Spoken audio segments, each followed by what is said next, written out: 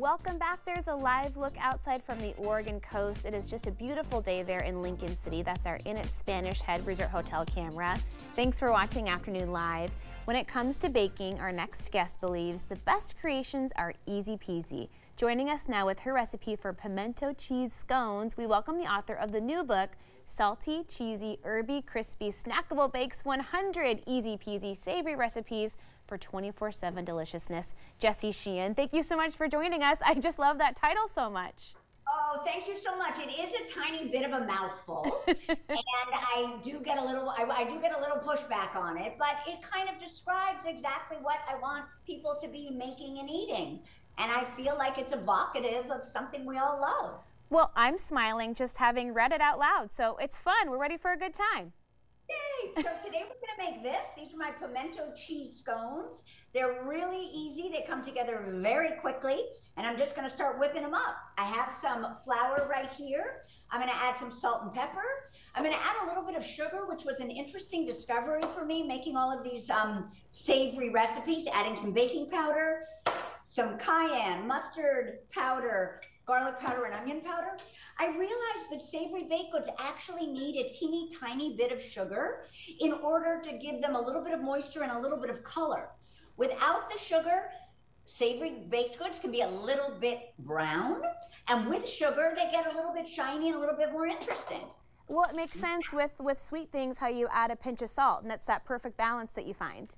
Exactly, exactly. Now I'm just going to work some butter right into this flour mixture.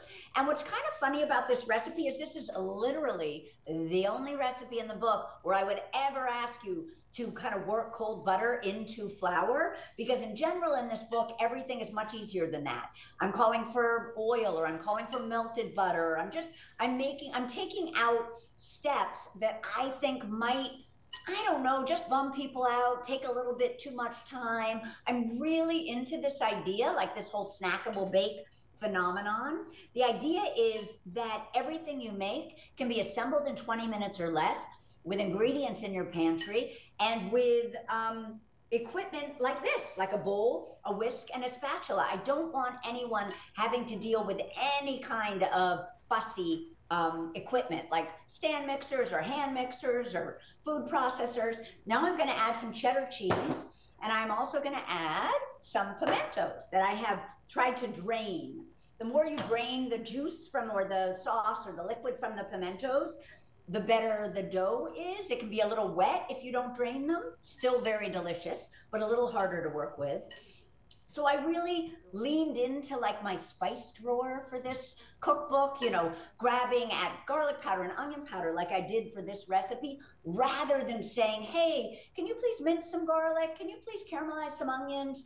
I really want to keep things simple for people and easy, and I don't want there to be any like deterrence to actually making something.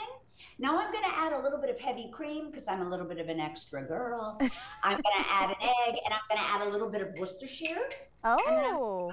Yeah, right? Just giving you all of those.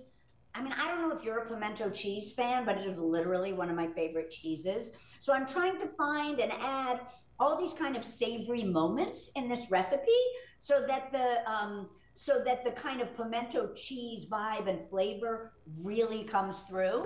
And I'm hoping I've achieved that. Well, and I love just the variety of flavors that you're talking about. I mean, we think about sweet bakes all the time, but there's so many possibilities on the savory side too.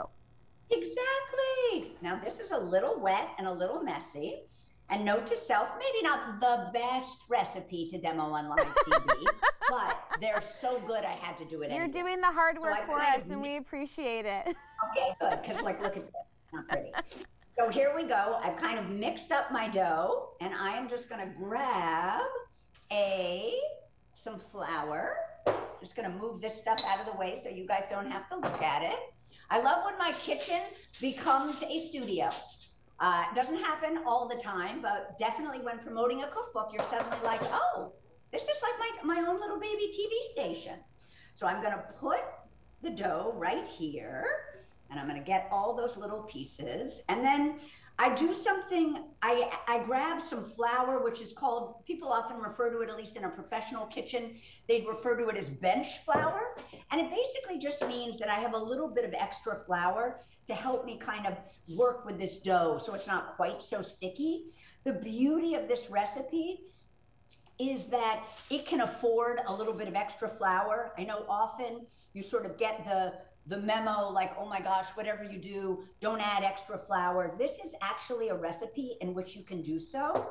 And what I'm doing here is I am piling, oh, I'm actually doing a very nice job. I'm very proud of myself. It looks amazing.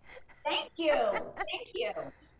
So I am doing this funny thing, which I'm actually quite proud of. I learned this from many of the amazing bakers that are on my baking podcast. Sometimes when you are working with pastry, you'll get an instruction that says, please fold the dough into a letter shape. And the reason you do a letter fold is because it adds a lot of flakiness to your scone or your pie dough. Well, what I'm doing here is that rather than have you put this into a letter, which it's kind of hard to explain, but it basically means you roll out your dough, you fold up a third of it, you fold down a third of it. It sort of looks like an old-fashioned, I say old-fashioned because nobody writes letters anymore.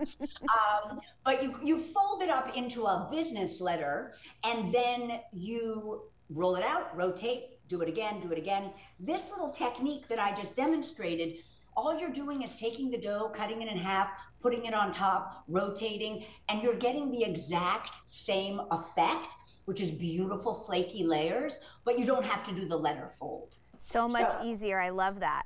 Right, now I'm gonna grab my trusty bench scraper that I had forgotten to bring out, and I'm going to, so I kind of shaped this into a circle, and then I'm cutting it, not all the way through, but sort of almost all the way through, because the cool thing about this recipe is that it is a pull-apart scone, which I think is really special. And we have just about 30 seconds left, Jessie. I want to let you know so we can get to the final product. 30 seconds. I've got to show you a couple of other really delicious things from the book.